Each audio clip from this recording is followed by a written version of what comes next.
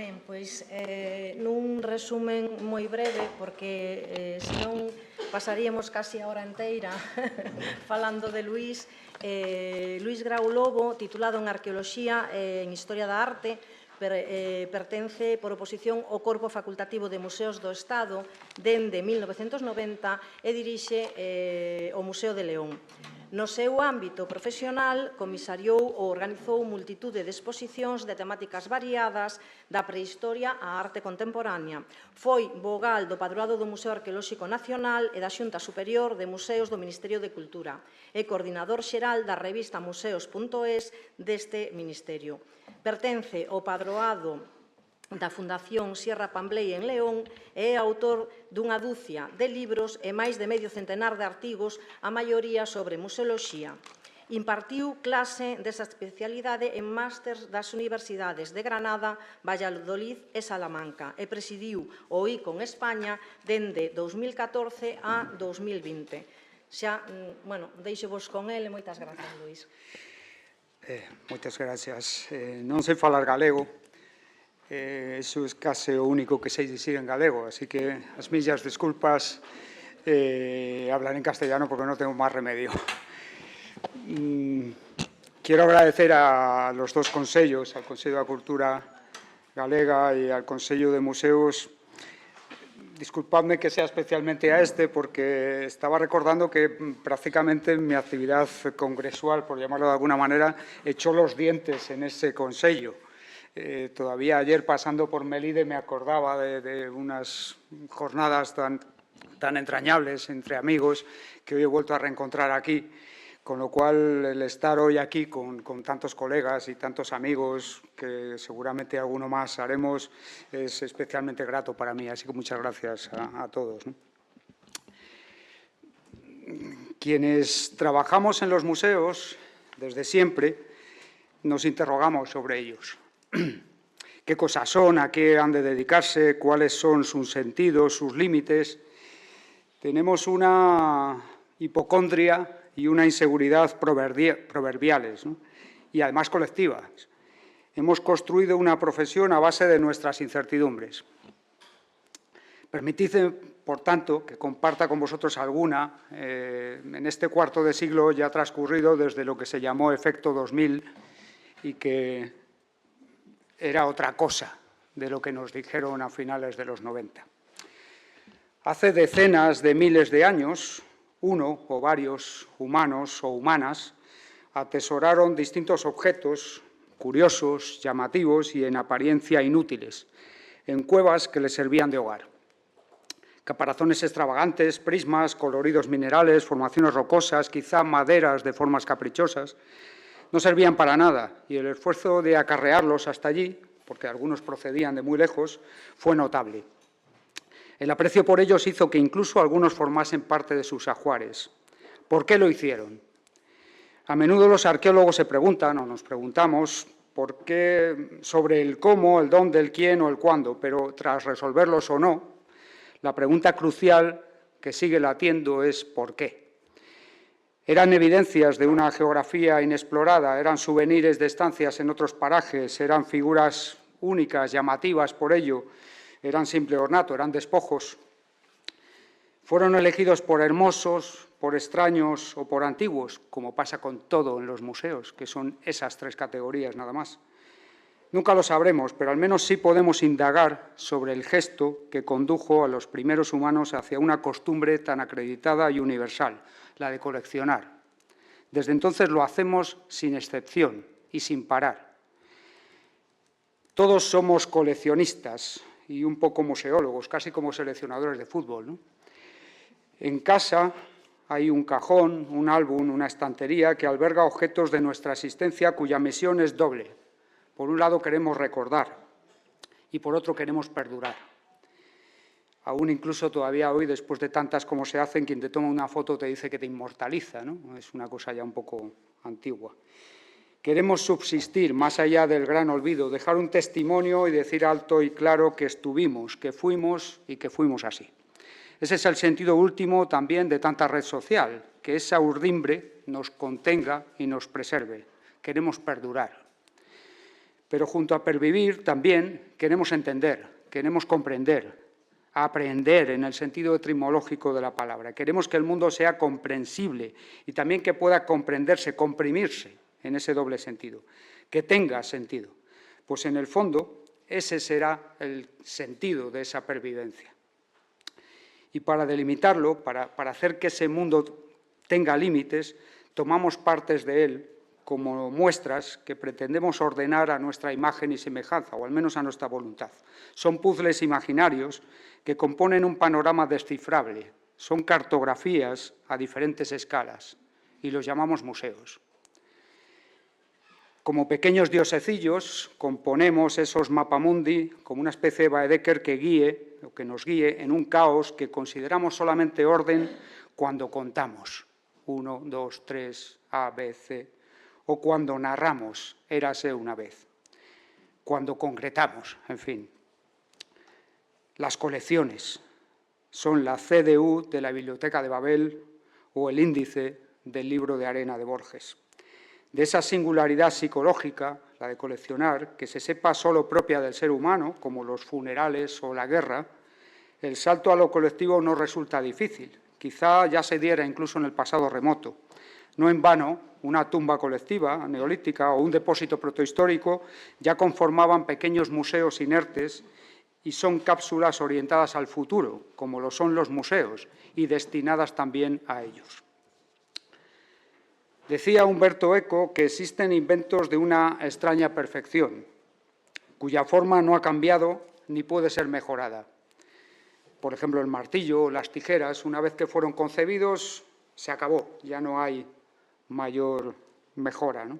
Y añadía él con énfasis los libros, claro, aunque este último en puridad haya tenido desde el principio muchas formas y muchas diferentes versiones. En ese sentido, los museos también son una idea, si lo pensamos, son una idea perfecta.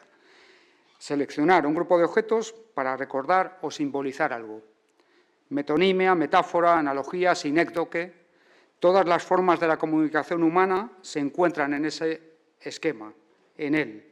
Porque los objetos, no se nos olvide, también están en el origen del lenguaje, del jeroglífico, o del alfabeto en particular, ese regalo de Cadmo.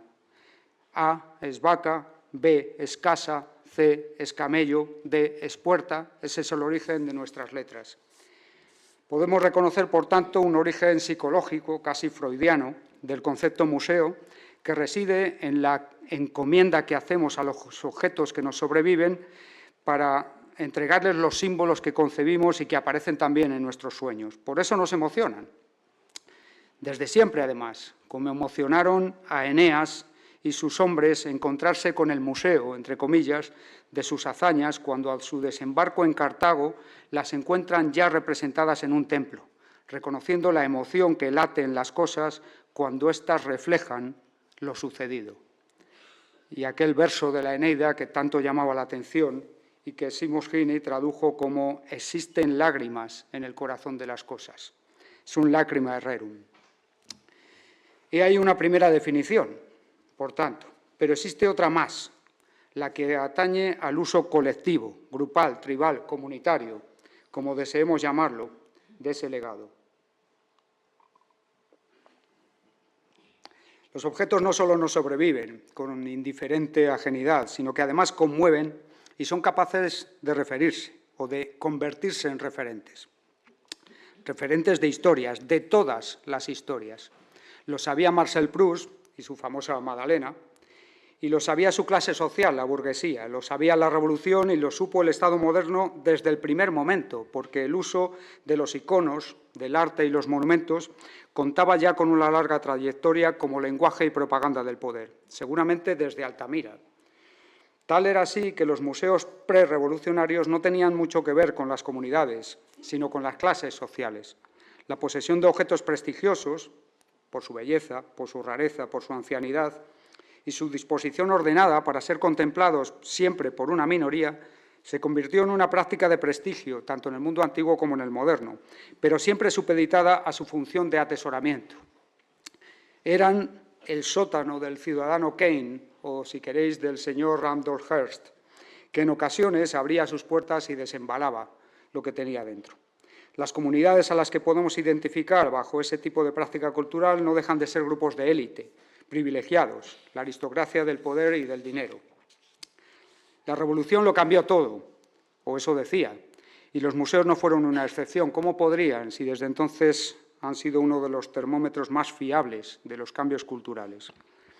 Las artes y la historia habían sido siempre cosa importante y maleable para el poder, más todavía si este era un poder incontestado. Justo antes del surgimiento de los museos modernos, la Francia absolutista había demostrado y mostrado ese tipo de control gracias a las academias, que habían ceñido los procesos creadores a una estricta normativa, haciendo del arte francés durante más de un siglo un arte de Estado, un arte clásico, institucional, moderado y pedagógico, precisamente calificativos que con toda naturalidad se aplicarían inmediatamente después al museo moderno. Tal vez por ello, el museo brotó como un instrumento revolucionario, nacido en las barricadas o en los círculos burgueses británicos, para encarnar en la lectura de la historia un principio similar al que había de otorgar el papel protagonista a la nueva clase social. Si la nación en armas defendía la patria, si los que ya no volverían a ser súbditos habían tomado las riendas de la nación, era obvio que a ellos debería pertenecerles lo que a partir de ese momento sería, y todavía hoy, un concepto capital en nuestra forma de entender la cultura. El patrimonio nacional o el patrimonio cultural ahora es de todos, incluso independientemente de quién fuera su propietario. El museo público se convertía así en el instrumento de un ajuste de cuentas, que hacía de las antiguas reservas artísticas de la nobleza y el clero una propiedad republicana, estatal, una res pública. Pero también el museo era un almacén de esos símbolos confiscados que de alguna manera los disecaba, los segregaba y decía taxativamente: esto era así todo, pero esto se acabó, ratificando así que el resultado lógico de ese proceso era, y no podía no haber sido, el advenimiento al poder de la burguesía, llamada, por tanto, a interpretar el pasado a su imagen y semejanza. Esa era la primera descontextualización que hacía el museo, ese pecado original del que siempre estamos pidiendo perdón. Pero no lo era, porque se trataba simplemente de una recontextualización, que es lo que hacemos en los museos. Cuando decimos que hemos perdido, que hemos arrebatado a las obras el contexto, no es cierto, les estamos otorgando otro. Esa recontextualización que perpetraba el museo con todos aquellos bienes artísticos tenía como misión primera devolverles su estatuto de obras de arte y posteriormente el de objetos de historia, más allá de su significado como aparejos relacionados con la opresión feudal y con el absolutismo, contra la que precisamente se había alzado la furia revolucionaria. Pero sobre todo debían cerrar una época, un universo, encerrarlo en una jaula de oro. Por eso los primeros museos de la Revolución fueron aquellos que mostraban los avances de la iniciativa individual y el progreso del nuevo Estado, como el Museo de Arts et Métiers, habilitado en Saint-Martin-des-Champs, en París, o aquellos que recogían la historia de Francia antes en una especie de sublime vertedero, como el Museo de los Monumentos Franceses, que se abrió brevemente en Le Petit Augustin. La semilla de los museos, hoy lo sabemos, fructifica en muchas direcciones, no siempre previstas de antemano, además. Aunque el poder no puede dejar de engendrar esas criaturas a su servicio, que son instituciones, los museos, llamadas en principio a legitimar sus actos y a glorificar sus mandatos, no todo acaba sucediendo así. Sabemos que el conocimiento, una vez liberado, se escapa a todo control, y he ahí la paradoja esencial del museo, levantado por el poder y llamado a cuestionarlo al mismo tiempo. Porque el museo es un monumento muy singular, es un monumento en construcción, es el único monumento en construcción. Ofrece peculiaridades que le hacen moldeable, de forma que puede ser alterado por generaciones sucesivas, incluso para significar algo muy distinto a aquello que significó en origen. De hecho, el museo, pese a su carácter de herramienta del poder, plantea siempre, o tiene que hacerlo si no quiere convertirse en un relicario, una capacidad subversiva que cuestiona la realidad en la medida que la interpreta. Es una especie de monumento del principio de la incertidumbre de Heisenberg aplicado a la cultura, porque lo analizado es cambiado y si el museo es vital, es cambiado para alborotarlo. A principios del pasado siglo, Alois Riel, en su análisis sobre el culto moderno a los monumentos, insistía en el nuevo valor pedagógico y representativo de estos monumentos y sobrevolaba las preocupaciones de quienes habían de gobernar esas ruinas, invocando la legitimidad que esos monumentos, que esas ruinas, que ese patrimonio confería a sus magistraturas, a sus cargos en el Estado. Un Estado convertido de productor frenético de maravillas en administrador y custodio de sus sombras, de ese pasado. Comenzaba así nuestra moderna noción de patrimonio cultural, en la que la comunidad destinataria y heredada se reúne y supedita en torno a ese supremo administrador de la memoria que es el Estado.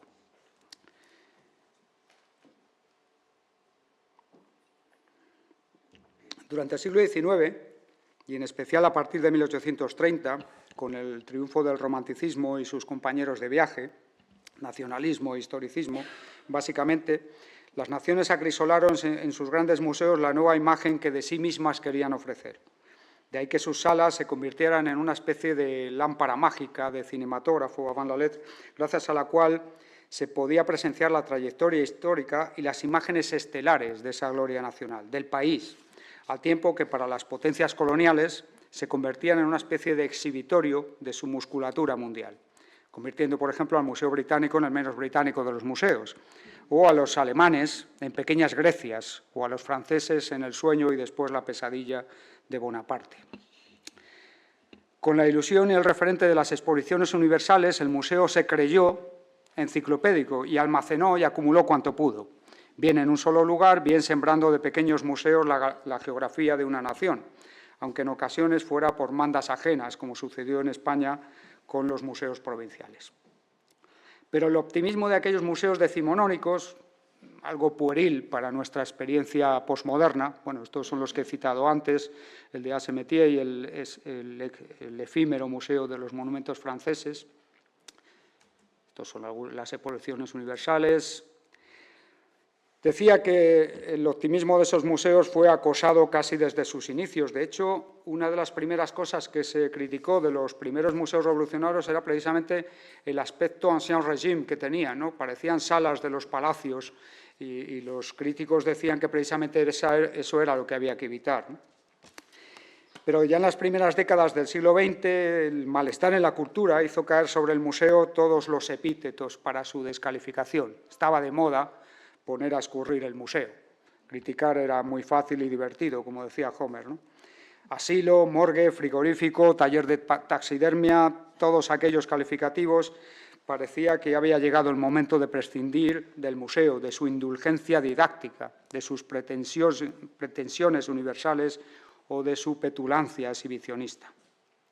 Más aún, todavía, cuando sus viejos inquilinos de privilegio, los artistas, se rebelaron contra él en distintas jornadas reclamando su liquidación y con furia pirómana de decir que había que llevar las piezas a las paredes del metro o sustituir las esculturas antiguas por bellezas tecnológicas.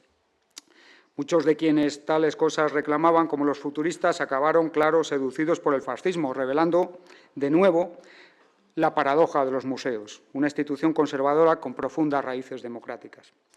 Más tarde, los artistas de vanguardia entendieron al museo como una rémora y crearon sus propios centros. Y aunque no los llamaban museos, porque eran Kunsthalles, eran talleres, el museo acabaría por engullirlos y parecerse a ellos para dar paso a su actual propensión a asimilar toda manifestación cultural, por pretendidamente transgresora que pudiera parecer al principio. Este es el Museo Portátil de Marcel Duchamp, que bueno, es una de las feroces críticas al museo que llevó a cabo, donde está parte de su obra, incluyendo el famoso urinario y una ampolleta con 50 centímetros cúbicos de aire puro de París.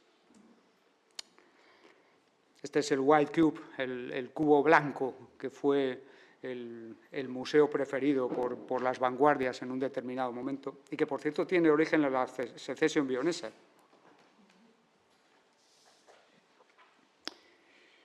Por fin, el museo, nuestro final del siglo pasado y principios de este, se ha instalado entre las industrias culturales y el empeño comunitario, oscilando junto a las ambiciones políticas y los anhelos culturales con tirios, troyanos, romanos y cartagineses. El museo está, Pero claro, esto dice muy poco de cómo.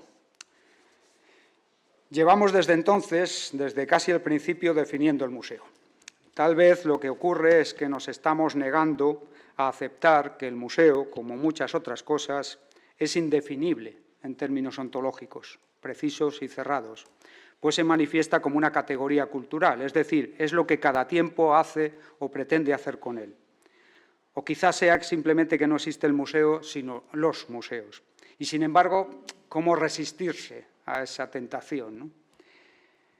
En los años 20, bueno, esta era sobre antes, en los años 20 lo intentó la Oficina Internacional de Museos de Fosillón y la revista Museion, y tras el paréntesis de la guerra, ya activo el Consejo Internacional de Museos, tomaría definitivo impulso entre las fechas tan significativas del 68 y el 73, la llamada nueva museología. Quizá la primera museología autoconsciente de su necesidad y vocación de ciencia, o al menos, si no de ciencia, de una epistemología reflexiva sobre el museo. Era la primera vez que se pensaba sobre qué había que hacer desde dentro del museo. Desde entonces, la vocación social ha sido siempre el estandarte de esa definición, como si el museo dudase de su propia autenticidad. Inseguro ante tanta burla que hemos visto de su antigua seriedad y rigor, se ha entregado a ser útil. Esto no es nuevo. Los primeros museos, ya lo mencionamos, eran o deberían ser para los ciudadanos, deberían formarlos, deberían asistirlos. Pero ahora llegaba una nueva versión más social, más directa, más participativa y abierta. Era un museo de abajo a arriba.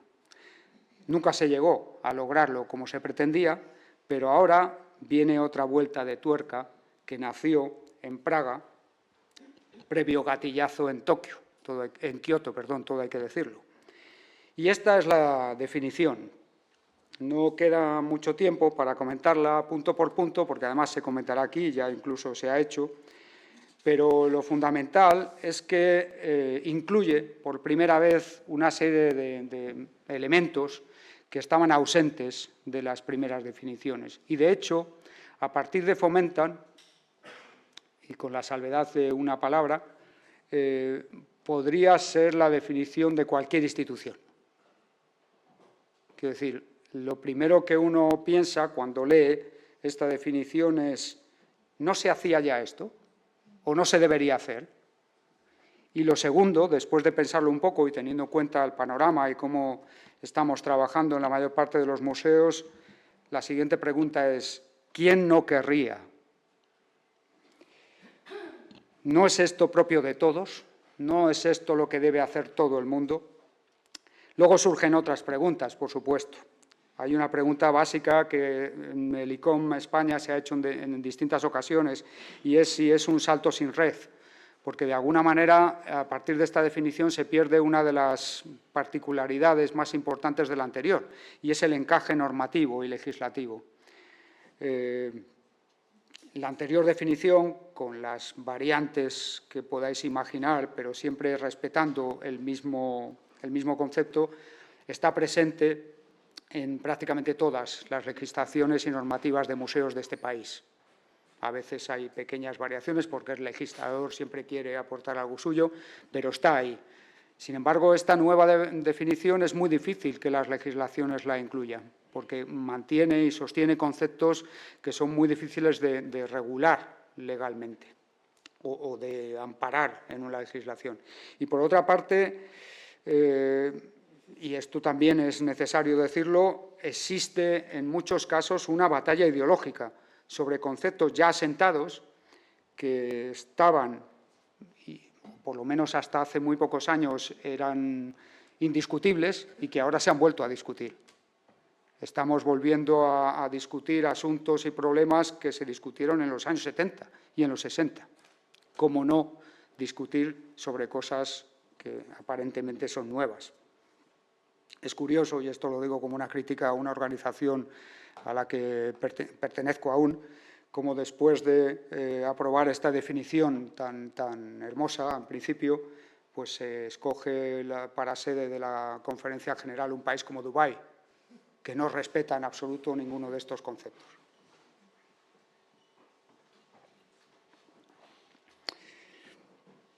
Son nuevas puertas al campo, siempre abierto de par en par de los museos. Los nuevos encargos que se le hacen, las nuevas tareas, los nuevos retos, y se hacen a quizás la institución cultural más tensionada y exigida de cuantas existen. Por una parte más inflacionaria, como sabéis, el boom museístico todavía tiene ecos y de vez en cuando vuelve como una especie de ola, porque más que un boom son una especie de olas, y más infradotada. No hace falta aquí que volvamos a hablar de la precarización de personal y de medios que padecemos, pero sí de cómo a un museo se le exigen y se le piden tantas cosas como no se piden a ninguna otra institución cultural. Quiero decir, que tenga cafetería, que tenga teatro, que tenga actividades pedagógicas, que tenga biblioteca, todas estas cosas que se reúnen y se demandan en un museo no se piden en ningún otro sitio. Son nuevas exigencias y nuevas tensiones que, además, se producen en un contexto en el que no todos jugamos en la misma liga, ¿no? Sigo, porque esta definición da para mucho. En resumen, y para sintetizar, y ya lo dijo Ángeles antes muy bien, valga la síntesis por mor de esta jornada, un más amplio y honrado servicio a la sociedad desplegado ahora en comunidad. ¿Pero qué comunidad? La comunidad, entonces, al principio, era la nación, esa nación en armas que hemos comentado, una nación de ciudadanos escolarizada, hospitalizada, transportada por primera vez por el Estado, también encarcelada por el Estado.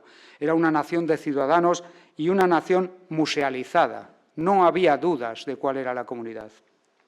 Durante el siglo XX, la nueva museología, esa nueva y primera museología autoconsciente, trajo una nueva forma de ver la comunidad museística. Era la sociedad, una constelación de individuos interrelacionados por infraestructuras y superestructuras culturales, económicas, políticas, todo ello con ese lenguaje muy marxista y muy analítico que todavía hoy sigue siendo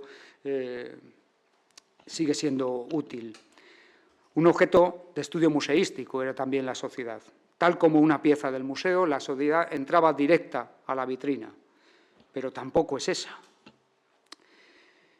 Ya en ese momento, es cierto, en esos años 70, se reconocían en muchos lugares comunidades y museos comunitarios, todavía existen muchos, aún resisten incluso, suramericanos, indígenas, etcétera. Sociedades neomuseológicas con un perfil museístico cuya influencia no ha dejado, además, de contrapesar la tradicional preeminencia europea y norteamericana. Pero este es otro asunto. Ahora, en el siglo XXI, ya no es la nación, ya no es la sociedad, son las comunidades. Queremos normalmente autodefinirnos, Pero ¿y el resto? Porque ¿qué entendemos por comunidad? Por esas comunidades a las que invitamos a participar y de las que hablamos, también aquí. Tal como entendemos que un museo, como me dijo una vez un chaval de 9 años, se me quedó grabado, es un lugar donde se cuentan cosas con cosas, punto. A veces parece que el público sabe definir un museo mucho más fácil que nosotros. De manera pedestre, podríamos empezar afirmando que una comunidad es un grupo de personas que comparten algo y que se reconocen a sí mismas. La cuestión clave parece ese algo, que define al grupo, sus intereses y su idiosincrasia. Si habitualmente ese adhesivo lo conforma un objetivo o un bien común, también es cierto que hay comunidades que suelen cohesionarse por mera coincidencia topográfica, que a la postre acaba resultando en identificaciones culturales o lo que llamamos identidad, precisamente para identificar o distinguir alguna de ellas. Esa distinción, en términos del nosotros frente a otros, si bien convierte las comunidades hacia sí mismas en entornos de interacción cultural y social, hacia afuera, también provoca enfrentamientos, en sentido literal y a veces agresivo, porque la seguridad que ofrece el grupo ha de procurarse exacerbando lo que lo convierte en grupo, esto es, diferenciándose y, por extensión, colisionando. Por lo tanto, en muchos sentidos, las comunidades y las identidades son armas de doble filo.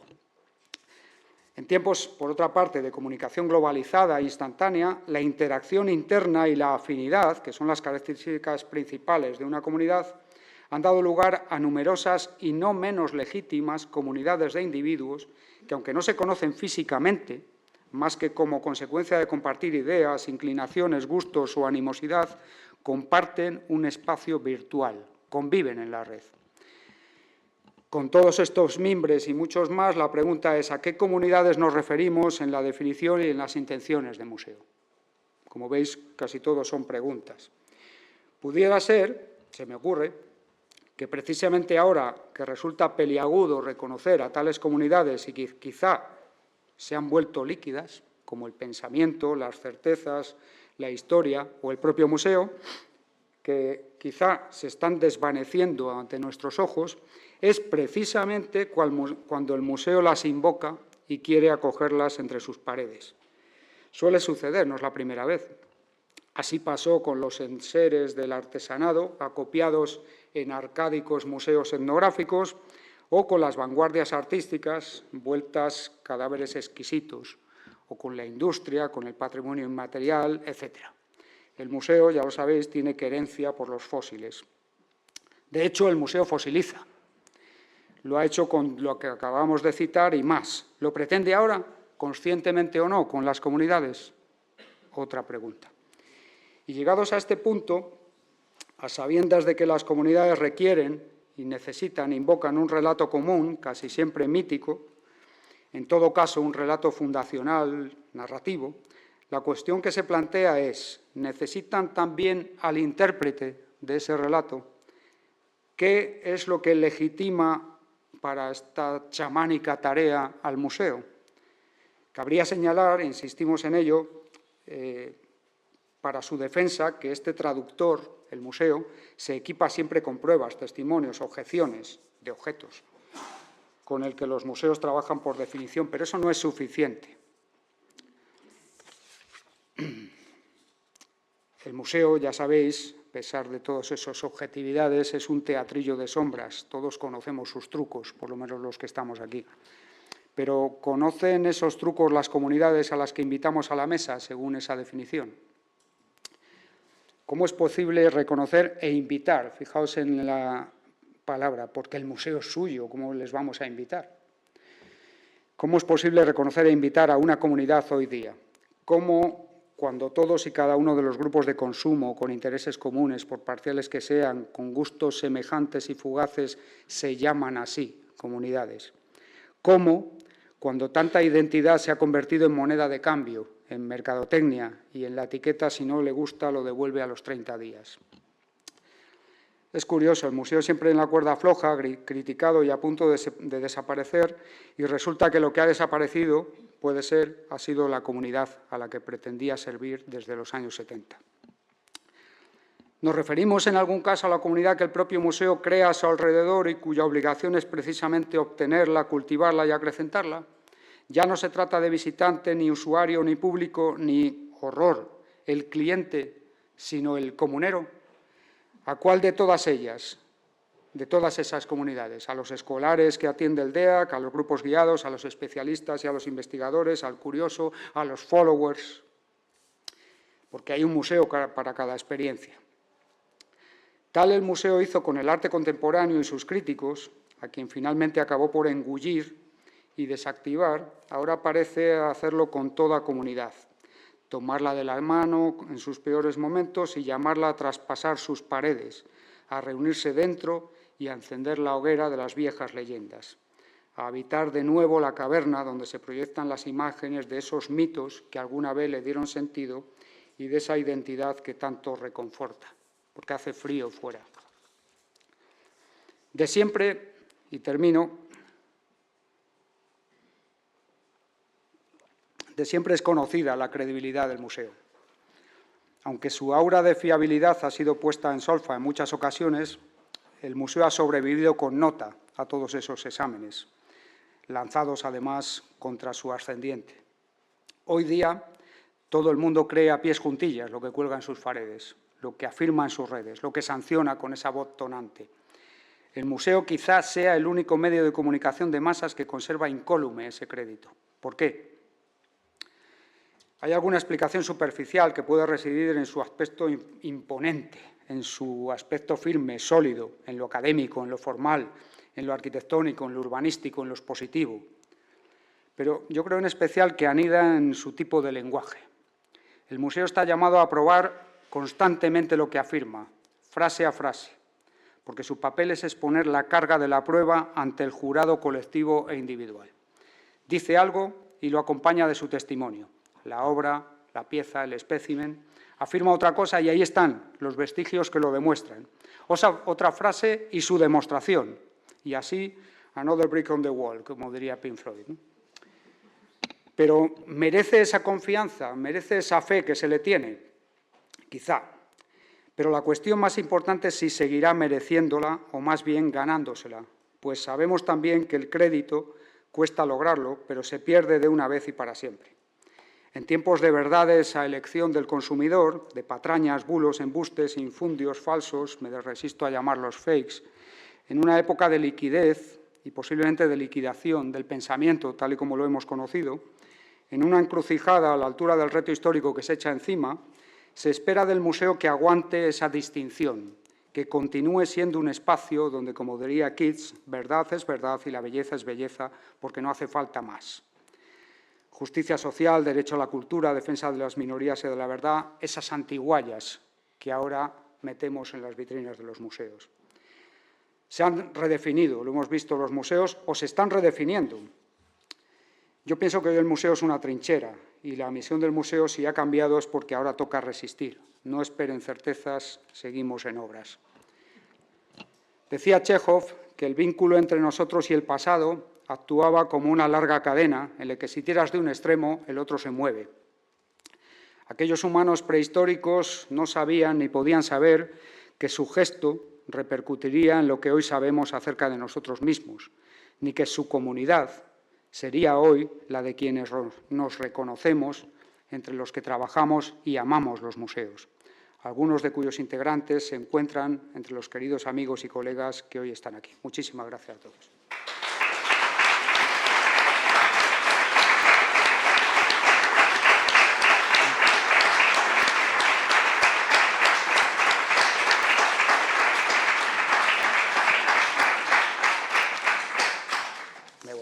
Pues, muchísimas gracias, Luis, como siempre, por removernos, por hacernos pensar, por plantear preguntas, que ese, en definitiva, es también la intención de estas jornadas, ¿no? No sé a qué momento estamos, bueno, clavado, las 11. Bueno, pues entonces, como al final de la mañana, a partir de la 1:30, tenemos espacio para coloquio, podemos posponer, digamos, pues esas preguntas o los comentarios que queráis hacerle a Luis. Y ahora ya doy paso a César Llana, director del Museo de Orense, provincial de Orense, y a la representante del Gordailúa. Muchas gracias.